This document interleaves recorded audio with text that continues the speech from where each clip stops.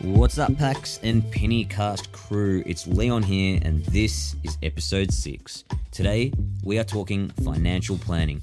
We step through the budget line by line, sharing the detail and logic behind every dollar that we are going to spend.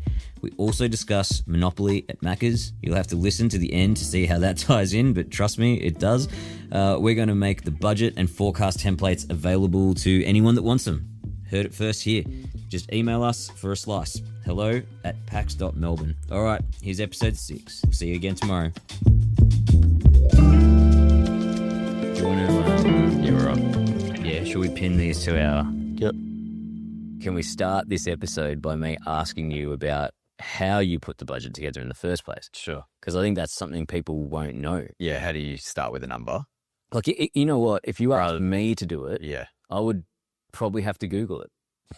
Like, Sure. do you know what I mean? Like, Yeah. hey, you're good at that, right? Because you can go, I reckon this fit out's going to be about X. Yeah. So do you start there and work backwards? Two ways. Yeah. First way is going in there originally, I think we spoke about it on the podcast, probably Ep 1, Yeah. about Keep talking. I'm going to grab it. how did we decide to do this, and going in there for the first time, understanding what we want to do in there.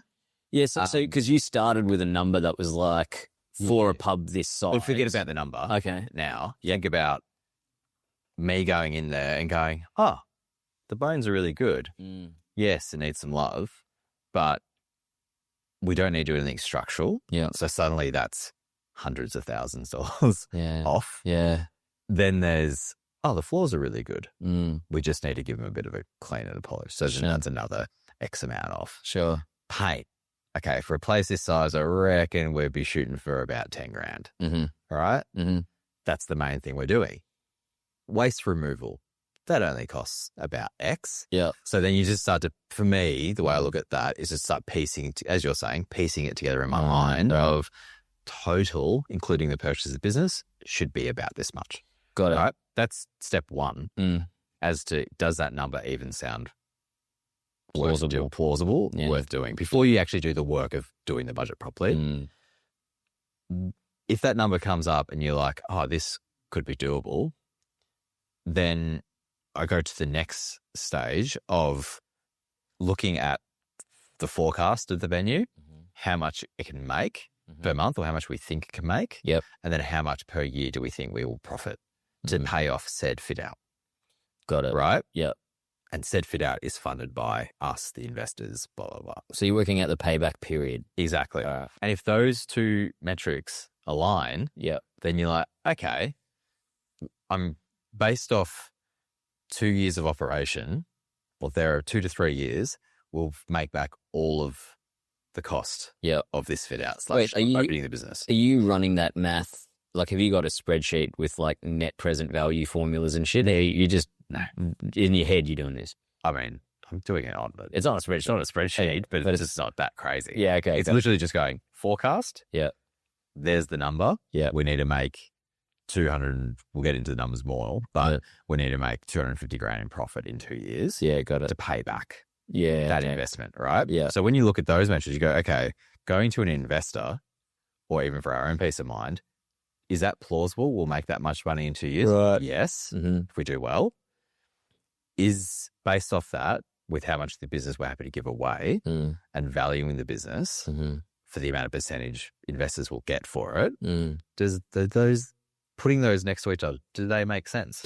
So I'd really struggle to do this. Why? Because if I went and if I did what you did, if you were like, man, I'm away, I can't get there, you need to go and put this budget together. Yeah. I don't fucking know how much painting costs. Oh, sure. Yeah. So It helps with experience. It's with experience. Okay, gotcha. Yeah, but there's different levels of experience. And I don't mean not levels, types. Because there's the experience of, we're just opening this brand new venue from scratch and a developer's giving us $500,000 incentive. Right. So we're just going to go to the best architect and we're going to go to, and we're going to get for them to do everything. Yeah. And we're going to go to a builder to manage all the trades. Right. So you don't even manage all the smaller trades. You actually appoint a project manager builder to do it for you. All these things that just cost an astronomical amount of money. Yeah. Right. So for us, we could do that and get this and still say, actually, we only want this outcome in terms of the fit out. Yeah. And it would cost an extra $100,000 Sure. in management cost. Yeah. And architect and blah, blah, blah. So for me, it's the experience, like what I like to sit in, even though I've had experience in both, is the idea of scrapping it together and just going, you know what? What are the main things that need to change about this venue? Paint, a bar top, a bench seat, ripping heaps of stuff out. Yep. All these little cosmetic things that don't cost an arm and a leg. Yep. And we get a venue that we want. And taking a big step back is like the reason for us putting this venue together and what we want this venue to be is a community-centric pub, right? If we had done that vision work and said, this needs to be the fanciest pub in Melbourne, or, you know, set the new standard for pubs in Australia or the world, blah, blah, blah, it's a different thing. So suddenly we're going, actually, this needs to be the best fit out imaginable, and all of our dreams of what a pub could be needs to happen here. Yeah. But that's not us. No. But I feel like what you're describing is just classic risk to reward ratio shit. But at what frequency do you want that ratio to vibrate at? Yeah, so it's risk to reward ratio, but it's also I'm trying to put vision in there. Vision to reward to risk ratio. Well, no, that's what I mean by the frequency, right? So sure. So if you go, okay, the risk to reward ratio should always stack up. Of course. It's always going to be how big or proportional, small the budget is. Which is what you're doing by your net present value, or by your payback period. Yeah. But effectively the capex is going to tell you how high up that graph you're vibrating, right? So like, correct. If we're just like, hey, we're going to scrap it and put it together and just, you know, make it kind of work really basically. It's like, yeah, awesome. Your revenue the target revenue will depict that. If you go, hey, we're gonna drop 8 mil. We're gonna build the best beer garden Australia's ever seen. Sure. We're gonna, you know, then it's like, okay, cool. Your return, you know, it won't be, oh, we're expecting to do 50 grand a week in revenue. You're probably expecting to do 50 grand a day in revenue. So it's just, it all is kind of proportionate. Changes. Yeah. And I just think, so it comes down to risk appetite, right? Because I'm with you. Like the days of build it and they will come are like, no, they won't. No. So it's like It's a bit hard out strategy. yeah, you got to be really careful in this climate, which is what I love about this deal is that it's, as far as like doing a pub is concerned, it's really safe on a lot of levels given its footprint and the amount of structure work it needs and whatnot. And the good thing about it is that if at any point, before we get into the nitty gritty of the budget, if at any point we're like, something happens and we can't spend what we've set out in the budget, we could stop any of them, nearly any of the items, and go, we'll do it later. Yeah, exactly. And still open the door on 18th of February like we're targeting. Because it's a turnkey deal. It's turnkey. And this is the thing I'm sort of harping on about is we're not open. I said to someone yesterday, I'm like, we're not opening a new venue. We're taking over an existing one. Yeah.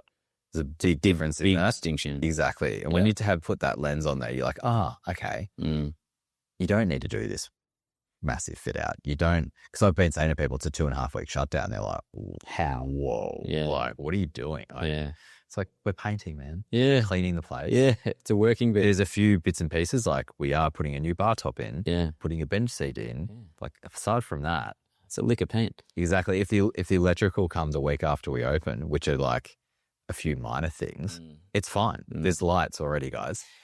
It's funny. More about like hard out cleaning. What I love about the fact that we're going to put this content out there is that it is such a good reality check for the majority of operators get caught up in the romance. And there's quite a lot of businesses that take over turnkey opportunities and then they also spend the money.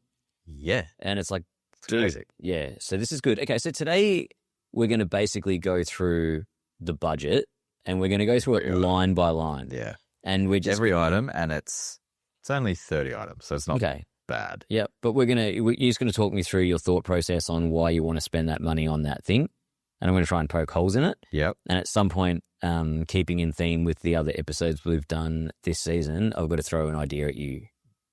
Great. Yeah. As long as it doesn't mean more work for me, I'm fine with it. It probably does. I promise that. It definitely does. It's always going to mean more work for you. Absolutely. What was my last one? Christmas. Christmas. Okay, that's not too much work for you. That's going to be work for me That's and you. you. Yeah. Me and you. I'm still going to do it? Of course I You am. got to be there. I'll be seen as the Grinch if I don't. Yeah.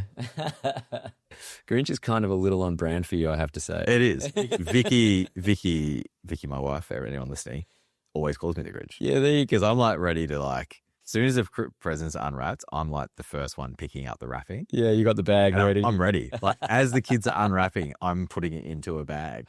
Oh, bro. I've gotten better. I have to say. I've gotten Yeah. better. But Vicky goes all out on Christmas. It's crazy. Yeah, Anyway, okay. getting off track. All right, let's go. Budget. Line one. Line one, business purchase. Okay. Line one, 120,000. Can't really. I mean, you can negotiate it. Yeah, but that will already. be settled on. Yeah. Right? Unless something catastrophic happens between now and settlement. Sure. That's the price. Yeah. Right? It doesn't carry GST, FYI, because it's a going concern. Yeah. So it's a business that will keep operating.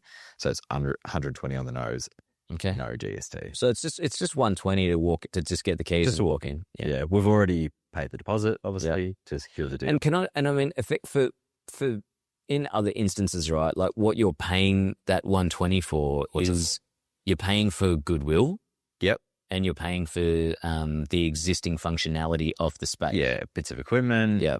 You're paying for the lease. Yeah. So in some instances, like all the work that someone's done to date to get that business functioning, you're paying for that. Yeah. I mean, I've always been an advocate, and this might sound really bad, but there's instances where you definitely shouldn't be paying anything to go into some businesses. What's an instance? That there is no goodwill. Yeah. Like if you're completely changing the concept of a venue, what's the goodwill? Yeah. So that's off the table. Yeah. Then what you're paying for then is just whatever fit out you're going to keep. Yeah. But just as you said before, heaps of people go in or just a whole new set out anyway. Yeah. So apart from like maybe some bits of kitchen and bar equipment, a lot of it you don't use. Yeah. So goodwill's gone. Yeah.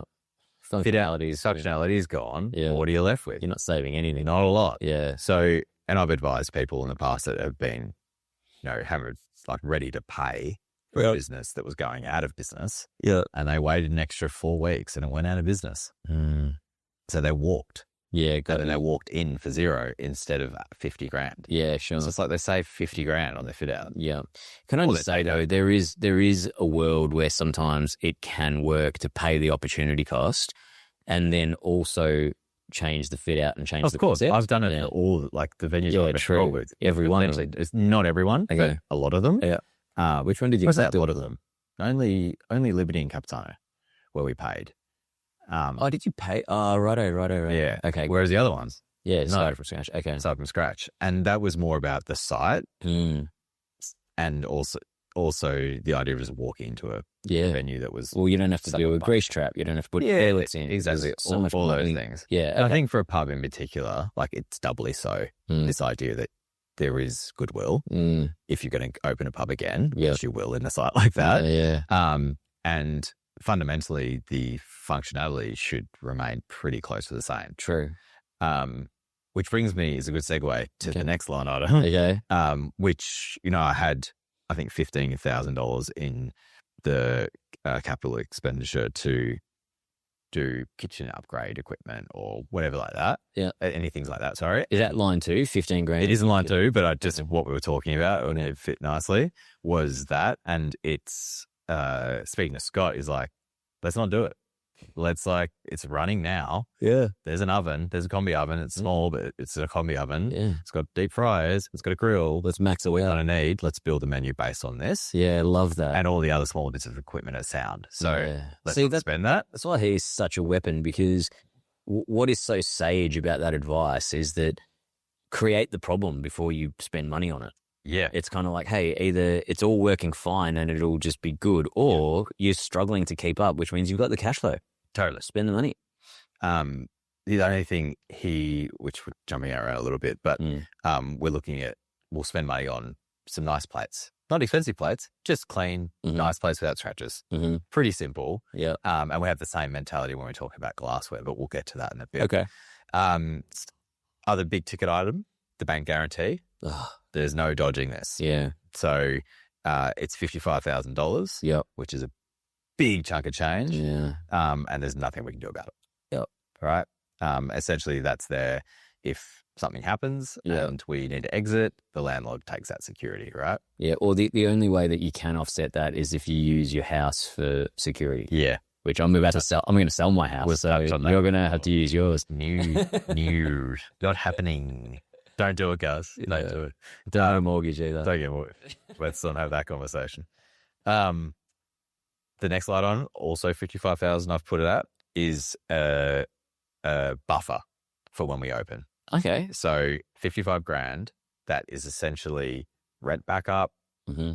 Something blows up and we need to fix it. So it's just a bit of working capital. Working capital. Why did you choose 55? Well, it's sat nicely against the bank guarantee. Okay. Number one, because that's, a few months rent. Yes. But you can't say, well, that's rent backup only, because it's like, well, things going badly, you'll be spending it on other things as well. Yeah. So to me, about 50 grand Mhm. feels about right Mhm. for that size business. Yep. So, if you have a really poor week where it's 40 degrees every day and it sucks like we've kind of just had, then you've got a bit of padding if we lose, Sure. I mean, 7 grand a month. would you say Nope. that allocation that you've chosen to put in there is common? No. Yeah, most people Most don't. people open with nothing. Yeah, why? Because I just don't think You just don't have the capital. Yeah. Like they don't have the ability to have it Or could you argue that they're overspending? on fit out. Yeah. Yeah, totally. Well, everyone does. This is Yeah. not like an uncommon thing. Yeah, sure. And the where we see businesses get into trouble really early is the ones that don't have that padding. I spend everything on the fit out and the opening costs. Yeah. And then they're like, oh, we didn't hit our forecast month 1 Mm. or month 2. No, we're in And suddenly we're in zeros Mm. in the bank account. What do we do? Whereas if you've allocated this amount of money for rent backup or like expenses backup, then you've got a bit of padding to get it right. Yeah, okay. And people will point to, time of year of opening and getting that right, but it's impossible. And the best operators don't open on time. No, totally. So, for us, we're opening in February. It's Yeah. a pretty good time to open. Yeah, got it. Like Jan sucks. Yeah. Feb's pretty good. Feb's good. Still yeah. warm weather. We've got a big, decent sized beer garden. Everyone's gotten a couple of salaries back. Years posts, all of that. Yeah. So yeah, having that really important. A stress to everyone. You're better off having that as buffer than spending that extra 50 grand on fancy tables. Yeah, okay. Bar refit. So it's an old pub, so the guts of it are pretty good, like really nice, slightly ornate timber structure on the base. Mm-hmm. We're keeping one of the tops, and instead of putting a new piece of timber on there, which would cost quite a lot, is just taking it off, sanding it, and putting it back. Oh, cool. It's fun. Like it's beautiful. Yeah. Right. And then that's our bar split into 2 pieces. The long one is what we're just cleaning up and putting back. Yeah. The shorter one has like it's been replaced later or built later, and it doesn't match the other one. Oh, So we're taking that off, okay. and it doesn't look good. It's like Laminex-y, granite-y. Right. Not nice. Which end are we talking? The short end. But where As soon as you walk in, it's it's straight ahead. Oh, yeah, okay, gotcha. Yeah. That bit, that sort of shot facing the dining. Yeah, exactly. Oh, right. And they've got So you're going to have no bar there? No, we're just putting a new top on. Yeah, okay. But no, didn't you say that? So there's the short, if it's an L, Yeah, the short part is what we're is that using. Laminex shit. Yeah. And, you're going to replace it? Yeah. Sorry, yeah, got not it. replace it. Yeah. And currently they've got a table that butts up to it. Oh, yeah. So we're going to get rid of that table and make the bar an extra like 300 mil. Oh, nice. Deeper bar. So then we'll be able to have 3 seats at the bar. Nice. So it'll be like prime spot. Yeah, love that. Whereas currently it's a bit awkward and a bit Yeah. tricky. That's where I'll get my productivity temptation bundling people to sit. Exactly. Great. So that's 7 grand. To do that. Yeah, sick. Bench seats. Hang on, 7 grand to do that. Yeah. Okay. Which is up there. Yeah. But it's like spend money on a few key touch points that people are going to remember. Sure. What's the one thing that everyone that comes into a pub walks into and touches? The bar. It's the bar. Yeah. So make it nice. Yeah, fair. Right? Yeah. Okay. Bench seats. Yeah.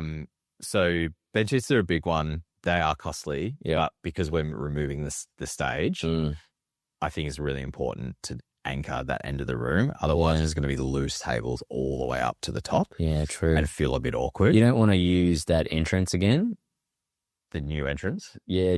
So where that stage is right in the corner. It actually blocks the first entrance to the building. Yeah. So we're going to reinstate the main entrance. Oh, you're bringing it back? Yeah. Love it. Eventually, it's on the other side.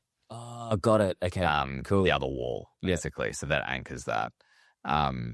Sweet. And it'll be, like, again, a nice touch point, something people want to book. Yeah, sure. Sort of thing. Sure. So all up for the bar refit, bench seats, upholstery is basically our biggest spend at like 15 grand total. Okay. But worth it. Yeah. Just creates so much value. Yeah, totally. This episode of the Pinnacle podcast is brought to you by Industry Kitchens. Now, if you don't know Industry Kitchens and you haven't yet met Tim Keenan, I'd strongly suggest you remedy that pretty quick, especially if you actually need anything in the kitchen world. I'm talking catering equipment, any kitchen equipment, commercial refrigeration, dishwashers. I mean, these guys literally have everything right down to chemicals and stuff that you need on the weekly. Now, why I rave about these guys is because it's not just about getting the right price, right? Like, where Tim adds a lot of value is he makes sure that you actually get the right product, okay? And that adds a whole ton of value on top of the actual price as well. So the biggest difference I've experienced with these guys over the years is that Tim's a chef. Often when you're dealing with sales reps in this sector, they might be really great salespeople and they've worked in sales for a long time, but they haven't actually worked in kitchens. So with Tim, you're getting someone who can bridge the gap between what you know about your product and your kitchen and what you might not know about opportunities in terms of equipment, even right down to sizes and dimensions and options. So pretty much anyone who consults Tim is going to save money, not just on equipment, but through just better efficiency and logistics. I've recommended Tim to a bunch of people over the years, and every single time it comes back with the most glowing endorsement. So if you need anything at all, highly recommend you find these guys and get in touch. Put them on your radar, and I promise you won't regret it. Thanks to Industry Kitchens. You've been an amazing sponsor of the show. Furniture upgrades. I've said upgrades. It's actually not upgrades. We're keeping what we've got there. Yeah. But because we're removing the stage, we're going to need more tables to backfill. True. Looking at secondhand, because everything else is secondhand that we're opening with. Yeah. And I've allocated $4,000. I think we'll get it for like $1,000. Okay. Right? Cool. There's a bit of fat there. Where are you going to get it? I was literally at a old like secondhand joint yesterday in Coburg. Cool. Because they had the exact table I wanted online, and then I went there and they didn't have it. But I did a photo of the tables that are there currently at the pub. Yeah. And then did a Google image search to see what popped up. Yep. Some stuff popped up and it was like thousands of dollars per table. And then there was secondhand stuff for like a couple $100. Okay. So, yeah, hunting those down. I mean, or you could just put the pool table back there. Oh, that's not so. Pool table. Jesus Christ. Pool table that people are going to eat on. Yeah. Should we put Just put a little around it? Put a little top on it. Oh, No, it's just screwy that. Courtyard upgrades are just tables. So the undercover area has some pretty thrown together tables. In that undercover area, that flooring is it AstroTurf? The corner bit is, not the rest of it though. That corner is where the band. Where the band always plays. Yeah, cool. So leaving that AstroTurf? No, that'll go. I love it. Unless there's something hideous underneath it. Yeah, sure. We don't know what's... I allocated $5,000 because I went and looked at cost of those tables new. Okay. Of those classic beer garden tables, like slatted timber, nice ones, beer garden tables, and they're $1,000 a pop, and I thought we need 4. Okay. But looking at the budget and how it's going and where I've adjusted is saying that we're going to get them for about 2 and get them secondhand again, because the other ones are secondhand. Yeah. So they're the type of tables that if they look a bit rough, you can light sand, quick varnish. Yeah. You never tell. Yeah. Okay. Brand development. We did this at a low cost through a really good mate. Did us a big favor. We ran all the direction for it, and the briefing. So $5,000. What were you before you knew it was going to be 5,000? What did you originally allocate for it? 5,000. Really? Yeah. How did you know it was going to be 5? I had no idea. But did you just say, "Hey, I've got 5. Can you do it for 5?" No, they said it in the end. Oh, so just coincidence. Pretty sure. Yeah. Wow. Like from the output and what we got, it's a $15,000 to $20,000 project. Well, I was going to say, right, you speak to some people, that's Especially like 80 grand. Especially, totally. Yeah. But especially how much work Tim and I did Yeah. on that. You've literally a lot of elbow grease. Like heaps of elbow grease on the actual briefing, what we actually need. Here's the direction, the vision doc that we keep harping on about, having that in our arsenal, knowing exactly what we want. Yeah. And then being able to do really quick rounds of feedback. I mean, so this is a good case in point, not to tree hop too much, but all the stuff we've talked about at PAX, which is, if you get your mission deck down, do it from that strategic operational perspective, not the comms perspective. But if you do that work on the mission deck, then it's probably going to save you a ton of money by the time you get to the agency. It does. Yeah. 100%. Yeah. Website, we're doing ourselves.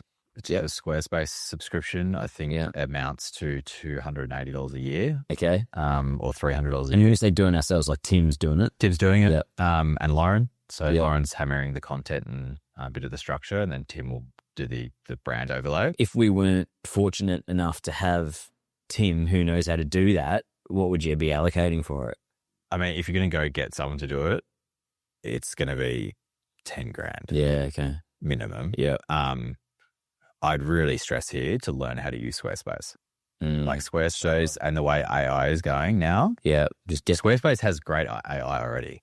You can go on there and just say, here's the business. Yeah. Here are the brand colors. Here's my logo. Make it happen. It builds it. Wow. Okay. Right? And for what you need, depending on the website functionality, you need reservations, somewhere to put your menu, an info page. Yeah, that's it. And then a contact page. Yeah. That's literally it. Yeah. And it's all templated. So I really stress to get after it or ask around, because you'll have a mate that knows how to use it. Yeah, cool. And we know we're talking about startup businesses here, like every cent counts. I mean, you can save that 10, 20 grand on branded website by doing it this way. Yeah, yeah. And you're solid. Yeah, okay. Nice. Signage, we're doing a small sort of hanging sign at the front, the Pinnacle. I'm just waiting to get that quote back, but I've allocated $800. Okay. It should be less. Okay. Is that good or bad? Or, I mean, it's only tiny. It's like, okay. I feel like 800 sounds cheap. We're talking 500 mil. Right. Like, is it like a blade sign, or is it No, it's like this, just a metal sign with the Pinnacle on it, and it's going to be hanging from my house outside. There's already that pendant there. Yeah, exactly. Got ya. Yeah, wait for that to come back, but I don't want to spend more than $1,000. Fair enough. Yeah. Signage again, but the large painted sign outside. Oh, yeah, the big one, the real statement one on St. George's Road. Yeah. St. George's Road, for anyone in Melbourne, the north side knows, like that carries a lot of traffic. Oh man, totally. Coming in, and there's also a tram line. Yeah. There's a tram stop out the front, so a lot of people see it. Oh, it's not your feature piece. And currently they've got an old sign that's stuck up there. Yeah. That needs to come down as well. It's all faded. You can't read it. So we're going to get a scissor lift, remove that sign. Yeah. And then they're going to paint the wall and then put the lettering on top. So it's going to be the Pinnacle, St. George's Road, Fitzroy North. Our mate, through a mate, we've got their dad on it. Oh, so his name is Raymond Stevenson's, based in Tassie. Awesome. He's a legend. His son's based up here. So Scott Stevenson, chef. The publican crew. Yeah. So he's an absolute legend. Yeah. He's coming in at 6.5 to do that, which I thought was, to be honest, I was like, this could easily blow out for something like this. Yeah. Wait, so 6.5 to get up there, remove that shit, paint the wall, and then hand the lettering, hand paint the lettering. Fuck. It's pretty amazing. Yeah. And for me, it's like the one thing that everyone's going to say. Yeah. To be like, oh, something's actually happened. But yeah, totally. I was saying to Lauren yesterday, it's like, if this comes in at 10 plus, we're just going to have to ice it. Yep. And not do it. Yeah. But then I'm like, yeah, but we're going to spend the money to get the scissor lift to take down the old sign. While it's there, it's like it's spending extra to do it twice. I think just like you said, it's from a promotional piece. It's like it's pretty hard to create that same level of engagement for $6,000 because every person who gets stuck in traffic on St. George's Road, it's a trickle. Yeah, and you stop and you look. You stop and you look. You'll notice that. 100%. Yeah, it's so obvious, and it's almost like a billboard. It's literally billboards because underneath it is 3 billboards. Yeah, there you go. They're on our building. There you go. All right. Cool. Waste removal I've got in there. So $1,600 I've quoted it for a skip Okay. for the week. We're really lucky. We've got this tiny triangle of land Yeah. below where this sign is going actually. That's our title, not the council's. So we don't need a permit to put it on the footpath. Awesome. So we're just very lucked out with that. It's not the case for most people. Yeah. Okay. So $600. I've put $1,000 for deep cleaning, but to be honest, I reckon that's going to be about $500 of hiring equipment. I want to hire a steam cleaner to like steam wand the bar and all these little bits you just can't use a cloth on. Sure. But I think it'll be $250, $500 there. Yeah. Opening stock, $10,000. Okay. Got to build a whole wine list. Yep. Which we're getting done at the moment. They're going to need to buy food. $10,000 light. It's light. Yeah. Yeah, but we're going to be smart. Like we're going to order pretty low on the wine front. Sure. When we roll over that first few weeks, then as we get money trickle in, we'll just build that up. Okay. Got it. Paint, as I said before, very important for what we're doing. $9,500. Yeah. Which is it's a big job. It's currently green. Yeah. Right. And we're going a light color. So that means 3 fucking coats. Right. And sanding between each coat, which is kind of standard for what you do. On top of that, there's a lot of corners and cornices and that stuff that are broken. So if they do a day of prep, so they're going to come in and patch those bits and pieces with plaster. Who's doing it? Just through a friend, I found, they recommended this company that, it's the first time I've done it. I've usually found independent painters. Okay. And this company, I'm just trying to bring it up so don't give everyone the right name. It's called Prova Group, Prova Group. Okay. And from what I understand, I know they have their own teams of painters. Oh, okay. Not just in Vic. They're quite a big company now. Yeah. And then they subcontract as well. So they just come in and quote for you and then just allocate their teams. Okay. Right. And because we've got such a short shutdown period, I've been very explicit. I've given them our program and said on the 2nd of Feb is the prep day. Yeah. 3rd, 4th, 5th, 6th is painting. Yeah. Okay. And then you got to get out. Yeah. And they're just like, you can't bleed over that. And they're fine. They're fine with that. I've literally triple checked. Okay, cool. Same with the fit off of the joinery, same with electrical. Like I've locked all that down this week actually. Okay. Floor polish, doing ourselves. So we're not sanding it. It's just going to be like one of those buffers I'm going to get and do it ourselves. Just highlight $500. Yeah. So, I've checked that price. Audio visual, $1,000 on a TV. Okay. Because they've got TVs there already, but there's one extra we need. Is there a TV there already? In the pool table room. Oh, I haven't even been in that room. Yeah, it's got 2 TVs in it, actually. Oh, no shit. So we could probably just move one. Is there one at the back? There's a big one at the back. There's a big one at the back, yeah. So I'm going to keep it in there, but we might not need it because we could just move one if it's all sound. But we think because we want to put one in the dining room, right? Yeah. Okay. Subscriptions, etc. to get started. Things like the website I mentioned. Yeah. A few other bits and pieces like deputy upfront costs, like $1,000. Sure. It'd probably be a bit less than that. Licensing, council, etc. $1,000. I haven't spent anything so far. Okay. Or it might be like a couple of $100 so far. Sure. Electrical, stab in the dark. I've gone through with him what we want, and there's a few lamps that need to be reinstated at the front. Okay. And then he's going to potentially decommission some stuff in the stage. But from what I can see so far, it's just power boards and stuff. So that's us just unplugging stuff. Okay. I've allocated $5,000. He hasn't even quoted it because it's just going to be me coming in and it'll be like a day or two's work. Right. So I think it'll be in the scheme of $2,000. Sure. But I've got a bit of fat in there just in case. Sure. Money, because there's something that might pop up. Yeah. Plants and pots. So big one, we want to reinstate planter boxes on the windows like they originally had, as well as some other plants in the backyard or the beer garden. $2,750. Is that good for plants? It's low. Yeah, I feel like it's low. But we've got a nursery next door. Yeah, so we want to strike up a bit of a relationship with them and see if they can sort us out. Yeah. Or give us good terms. Yeah. Or even look after them for us for a fee and we don't pay anything. Yeah. And they just charges per month. Yeah. That would be great. Yeah, pretty awesome. So you're not paying for that up front. And then I feel like it's a good opportunity for them to display Exactly. some of their stuff. Yeah.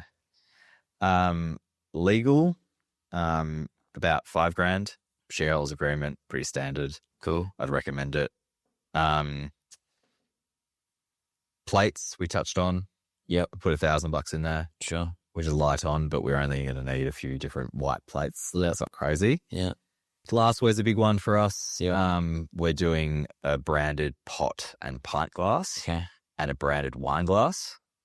Okay. We need glasses anyway. Yeah. To brand them actually isn't much at all. It's Sure. actually just the cost of the glass, essentially. Why do we, is it because, is there not glasses there? There is, but they're Crappy. they're being used a lot. Got it. Scratched, Yeah. that sort of stuff. All that, So it's yeah. time Okay. to refresh. And we got to get someone to sponsor them. Yeah, true. And then the wine glasses, the ones I have, I don't want to use. Like, Okay. something new and fresh. Yeah. So you think about that thinking I spoke about before is like spend money on a few things people touch, right? Yeah. The bathtub when Yeah. people walk in, Yep. some decent cutlery, Yep. a decent nice white plate, Sure. a decent wine glass. Yep. I'm talking the wine glass stems are $6.50 a piece. Yeah, right. $7 Okay. a piece. Yeah. I'm not saying let's get Zaltos. Yeah. What are you going to do with all the existing glassware that is there? I mean, I'll go to the op shop. They're not worth it. Yeah, cool. Yeah. I'll keep some of it, Mm. but there's just, we need that changeover for sure. Sure. And then that's it. And I've got one extra line, which is essentially general repairs / items, which Okay. inevitably come up.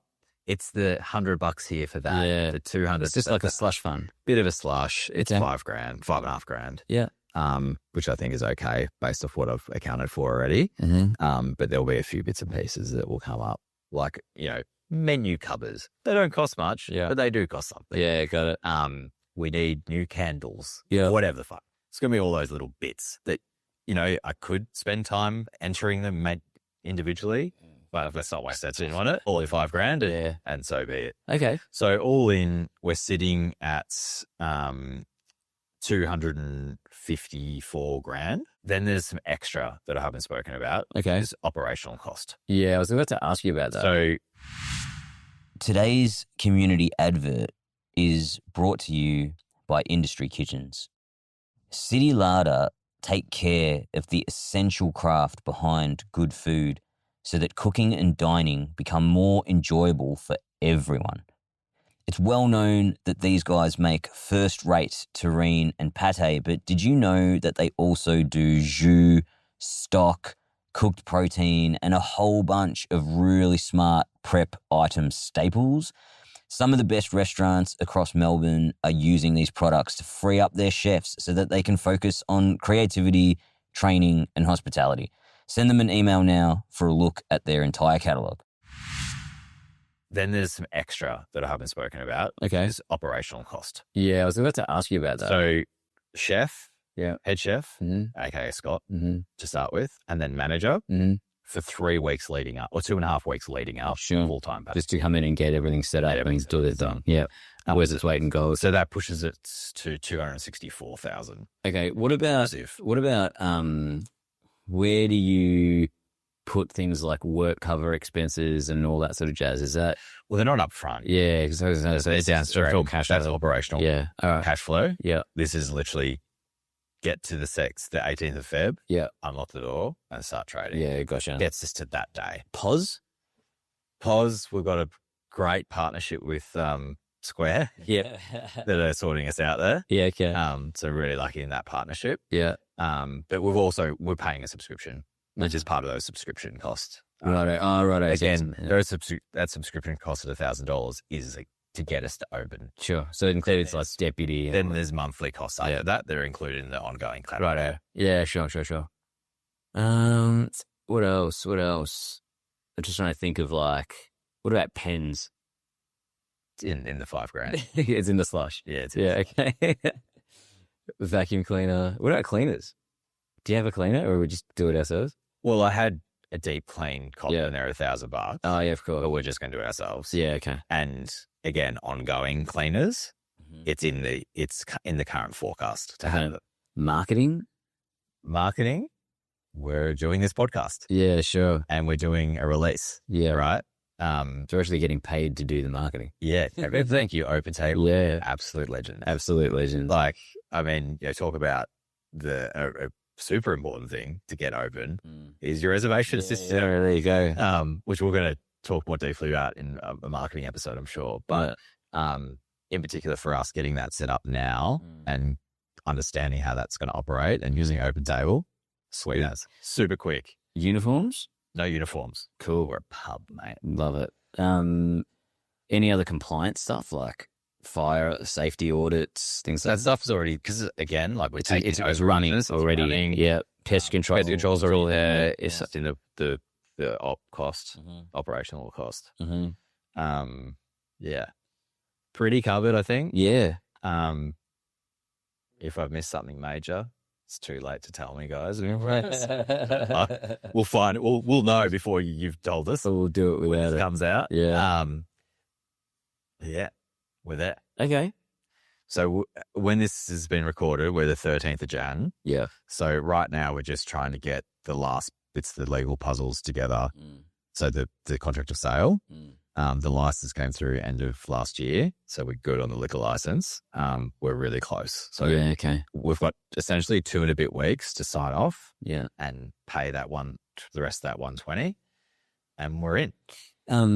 Would you be willing to share this document with anyone listening? Would I be willing to? Yeah. Just link it somewhere? Yeah, we can link it in the show notes. Or maybe, no, let's do this. Rather than linking it in the show us up. notes. Yeah, hit us up. If you want this template, just email us. Yeah, if you want this template, and I know this wasn't a forecasting episode. Yeah. I'll give you the forecast. Will you? Sheet as That's so valuable. Yeah. Okay, so if you want that, hit us up at hello@pax.melbourne. Yeah. All right, nice. Idea? Oh, yeah, I forgot about that. Do you want like a really boring, simple one or an elaborate, complicated one? Because I've got a couple in my head right now. I mean, we'll see how much time we got. Go the simple one, and if it doesn't resonate, I'm going to ask for the other one. No, I'm going to save it. Are you going to just bank it? Yeah. Well, you can't come up with another one? All right, fuck it. I'll give you Tell them, brother. All right, so the simple, boring one is in relation to the kids menu. Well, before you tell me, when we're going through the draft menu with Scott, which we'll talk more about in his episode, before I even looked, I said, Scott, my daughters have some notes. Yeah. All right. He's like, give them to me. What do they want? And I literally like, the only thing they want is ice cream and sprinkles. And they're like, Good. He's like, okay, sweet. Done. Good. So they're sorted. My kids are sorted. That was the only notes? That was the only notes. Okay. Obviously. Yeah. But, you know. Okay, so here's one idea, right? Okay. I think sometimes when, like, as good hospo people do, you look at all menus with one type of ethos. Okay, so if it's like the vegan menu, the standard menu, whatever, right? You're going to just bring it, make it fucking awesome. The kids menu should take a different approach. Okay, like for sure, you want it to have some nice, cool things in there for the very, very, very small percentage of kids that are a little bit gastronomic in their tastes. Sure. Okay, and for, the parents that go and do that stuff. But what do you think about a couple of dishes on the kids menu that are just literally the shit your kid will eat at home? All right, so a bowl of pasta with butter. Yep. Yeah, like just some chopped up carrot sticks. Like you just know they're going to eat that, right? Just get it. It's $5. Put it on the table. At least the kid's going to eat something, because everything else you're taking a punt, right? Like you go, we got a burger, and kids like burgers, but then this particular burger, they're like, I don't like sesame seeds on my burger. Do you know what I mean? Kids are hard, right? And it's I am wary of this. Just throw a few staples on there that people that don't have kids would be like, what the fuck? A bowl of buttered pasta for, I don't know, even if it's $3. I mean, how hard is it that your kitchen's just going to have it in a general? We're going to have some sort of pasta anyway on the normal menu. So we'll have pasta. Yeah. But you should bank this. And then when we have the Scott's episode, you need to hit him with it. Hit with this? Yeah. Okay, I will. Because the thing that, like, Scott he will be a parent soon. Yeah. But he has not dealt with the stress of, like, being in a pub with 3 kids and trying to get them fed. I mean, currently this is what we've got. Yeah. Half-size Parma. Okay, risky. Is it? It's risky. Because, to be honest, one of my 3 kids would eat that. Okay, but here's what I'm getting at, right? Like, you don't know how fussy a kid is. Of course. So if there's might be one kid that goes, Palmer, hell yeah, but you might get another kid who's like, I don't like tomato sauce. Yeah. I don't you're cheese. Right. You're totally right. So play it safe. Yeah. Or just have some cool dishes for the kids that do want to get amongst it, or the parents that do want to get amongst it, but just have the backup of the plain, boring staples that you're not taking any risk on. Because let's go back to user experience, right, or customer experience. Think about the most stressful times you've been in a pub with your kids. Sometimes it's probably on holiday. The pub's probably really busy. Yep. You're going, which need to get in, get set, get the order in. Then it's like it could be a half an hour wait for food. Yeah. If you make that wrong decision, when the food lands and the kids are going to be hungry and shitty, and you need to get them fed so they stop being hangry and all this, like, if you make that wrong decision with the dish and then for whatever reason it lands on the table and they're just like, that sauce is a deal breaker for me. Yeah. You're fucked. Nightmare. So let's just hedge your bets. Or maybe instead of the half lasagna for the kid, we just change that to the butter pasta. No, but what I'm saying, I was saying, if you got like a half lasagna, you got like a half pumpkin, keep that on. That's dope. But then have a couple of things. Totally, like the vegetable sticks and the buttered pasta. That's not gonna. You can just add those on for free because that's not gonna hurt you in the kitchen, right? You just have that stuff prepped ahead of time. Yeah, bash it out. Yeah. I like it. Like it? I like it. All right, cool. For Scott next week. Yeah, so a dimension of functionality into the kids' menu. Yeah. All right. Pretty good. Yeah. Wait, I want the other one. Do you want the tricky one? Yeah. Oh, okay. All right. So this is a bit of a deep pull. When has it ever been a deep pull with you, Leon? So just bear with me for a second. I'm not going to point to this brand often. I've already done it once. Well, I would call that off review, but sure. All right. So think about every year, there's something that happens at McDonald's. Here we go. Yep. That goes fucking crazy. Randomly? No. It's a campaign. Yeah. It's very well considered. Yeah. Monopoly? I can't. Yes. Yeah. Do they still do it? Yeah, dude. I haven't seen the numbers on it. You haven't seen it? I haven't seen it recently. Yeah, but I know exactly. I can't see them ditching that ever, because what it generates is freaking wild. I can't quote you the numbers, but I have seen them. That'd be crazy. Yeah. It is crazy. Okay, right? So what's our Monopoly? Okay, so a different type of game that's a bit more pub based. Mm. So I'm not a pub trivia guy. Are you? Hell no, right? But people that are really are. I suck at it. But that's probably why I'm not into it, right? But you'd be good at it. I've never done it. I'm not really a general knowledge guy. I'm like, no, but that's the point of forming a good team. Yeah, is you have people that know different shit. Yeah, sure. Right. And the good. I mean, I have been to a couple of trivias. I don't have the patience. Well, patience sucks. Well, but halfway through trivia, I'm like, I need to get out of here. But believe it or not, so pub trivia is a really oversubscribed to thing, in my opinion. Sure. But the idea of a quiz is intrinsically appealing to pretty much every human being. So you might not love pub trivia, but I bet you anything, when you're driving along listening to your fucking SEN in the car, sure, and there's a quiz coming up, you're all ears. Sure. All right? You'll know. So the idea of a quiz is engaging. Yeah. But what I'm going to say is that what we should do is say, over the course of June and July, right, for 8 weeks, we're going to run our version of the Monopoly campaign, which on our beer coasters is going to be a pub trivia quiz. Okay. And it's 10 questions per coaster, and you got to collect 7 different coasters. All right. And if you get all of them right on 7 different coasters, first in, best dressed wins a dinner or something. Don't hate it. Again, more work for me, but that's all right. I mean, how much work is it? You got to print some coasters. When I say me, I mean Tim. Yeah. Sorry, Tim. No, I like it because I was thinking about this the other day of we're going to have different nights doing different things as you do in pubs. So at the moment, draft form, so it may change, is pot and parma on a Monday night, steak on a Wednesday, Sunday roast. Yeah. There's no real room to do quiz because we don't want something every night. No, like too much. Yeah. But this idea of doing quiz, but in a different form, I like. It's pretty cool. Yeah. And I mean, think of it this way. If we just said, okay, there's going to be 7 different beer coasters in the series and we only release, one coaster every week, whatever. Yeah. But in each coaster, one of the 10 questions can be super hard. Yeah. Like, but what's stopping people just picking up their phone? Well, that's the nature of the questions aren't necessarily Googleable. Googleable. Is that a word? Rephrase it for me. Correct me on my mispronunciation. All the questions. Yeah, the questions are not. No, I like the way I said it. Keep that in. So, like we could put some questions in there that are things like maybe it's a quote from this podcast. See where I'm going with this? Maybe maybe there's some side quests in there. Like, you got to find Michael's Nonna's red sauce recipe. Oh, yeah, good luck with that. Yeah. Well, this is what I'm saying, right? Yeah. Make it really kind of like there'll be a portion of it that's just straight up pub trivia. Sure. But to really bolster it, we'll put some side quests in there and some cool stuff in there that you actually have to go and get to know the community. Like maybe there's someone in the community that you need to find out what football team they went for. I don't know. Yeah. Just a bunch. Like you could get really creative with this. I like that.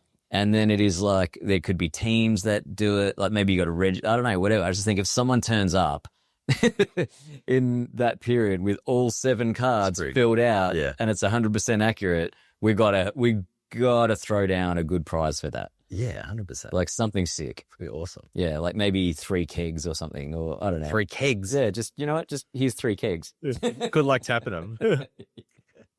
That's on you. That's on you. That's the final side quest. Yeah, exactly. Get your own kegerator. Yeah. All right, so you're in? I think structure is very important. Yeah. So it's just like what's going to be high impact but easy execution. Yeah. So I think maybe it's not 7 coasters. Maybe it's just it's less than that. Yeah, sure. And it should just be maybe whatever the length of the campaign, how many weeks, it should be that many coasters. I think you got to do it the Monopoly way though, right? So the Monopoly, the Macca's Monopoly way is that there's the big ass crazy prize if you fucking nail it, but there's little wins along the way. Like, you win a cheeseburger or some shit. So maybe we can have... I say now we're talking. Yeah. Right. So then we can have on the coaster if it's a particular colour, then you get something. Yeah, if you get these right, you get a pot. Yeah, exactly. Yeah, that's good. All right. This is worth thinking about. I'll structure it a little bit better. Yeah. All right, are we done here? We're done here. Yeah. Nice one. How do you stop recording? Just press the button.